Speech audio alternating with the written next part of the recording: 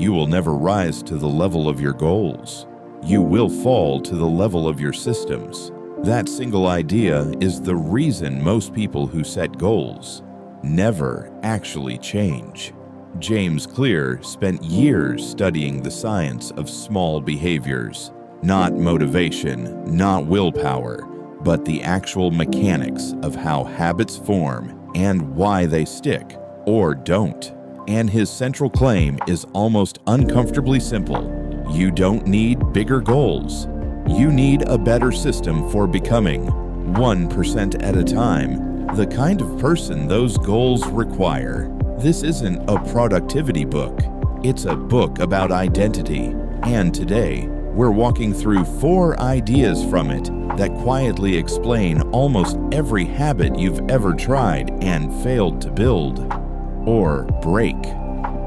Idea 1. Habits are the compound interest of self-improvement. If you get 1% better each day for a year, you don't end up 365% better. You end up roughly 37 times better than where you started.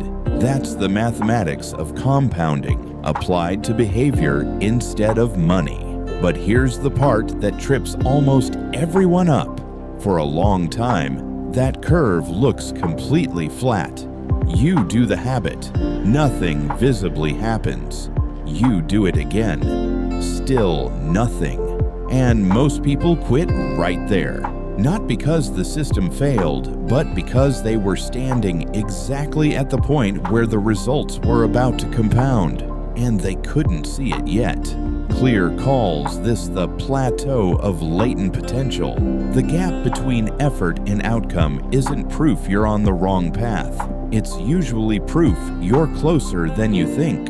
So the goal was never to make one dramatic change. It was to make a small change and then simply not stop. But knowing that habits compound doesn't tell you how to actually build one. For that, you need to understand what a habit even is, at a mechanical level. Idea 2. Every habit, without exception, runs on the same 4-part loop. First, a cue, something that tells your brain a reward is available. Second, a craving, the motivational pull toward that reward. Third, the response, the actual habit, the thing you do. And fourth, the reward, which satisfies the craving and critically teaches your brain that this loop is worth repeating. Here's why this matters more than it sounds. Almost every habit you've ever tried to break has failed because you tried to fight the response, while leaving the cue and the craving completely untouched.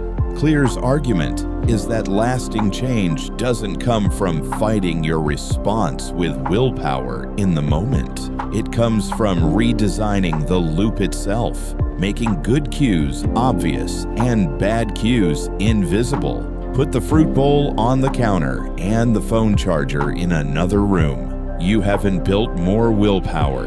You've just made the good habit easier to start and the bad one easier to skip. Environment, not effort, is doing the work. Understanding the loop is powerful, but Clear goes one level deeper into what he considers the actual operating manual for building any habit at all. Idea 3. To build a good habit, make it obvious, make it attractive, make it easy, and make it satisfying. To break a bad one, do the exact opposite of each. Obvious means design your environment so the cue is impossible to miss. Clear's example is laying your gym clothes out the night before, so the cue for exercise is sitting right where you'll see it. Attractive means pairing a habit you need to do with something you want to do, what he calls temptation bundling. Only watch your favorite show while on the treadmill, and the treadmill borrows some of the show's pull. Easy is the one most people underestimate. Clear introduces what he calls the 2-minute rule. Scale any new habit down until it takes less than 2 minutes to start. Not read more, read 1 page. Not work out, Put on your workout clothes. The goal isn't the full habit yet.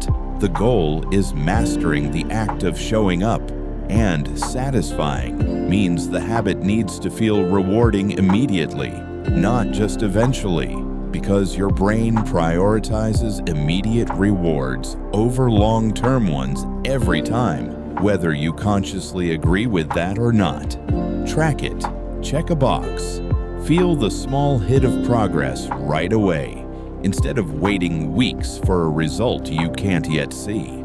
All of this is useful, but none of it fully explains why some people build a habit and it sticks, while other people do everything right and it still quietly falls apart in 3 weeks. That difference comes down to one idea Clear considers more important than all the others combined. Idea 4. The most effective way to change your habits is to stop focusing on what you want to achieve and start focusing on who you wish to become. Most people set outcome-based goals: lose 20 pounds, write a book, run a marathon. Clear argues this is backwards. The goal isn't to read a book. The goal is to become a reader. The goal isn't to run one marathon. The goal is to become a runner.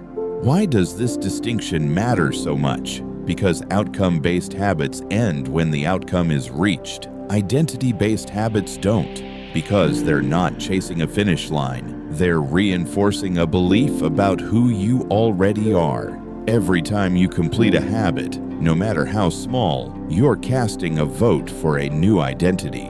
Skip it once, that's fine. One vote doesn't decide an election, but the habits that truly last are the ones where you've cast enough small votes that the new identity simply becomes true. So here's what all 4 ideas point back to, together. You don't need a bigger goal. You need a system that makes the right behavior a little more obvious, a little easier, and a little more satisfying than it was yesterday. You won't feel the difference after 1 day. You might not even feel it after 30, but the compounding was happening anyway, quietly, underneath the plateau, waiting for you to not quit right before the bend in the curve. Atomic Habits isn't really a book about productivity. It's a book about identity, built one small, unglamorous decision at a time. If one of these 4 ideas is already quietly running in your life, good or bad, that's usually the one worth paying attention to first.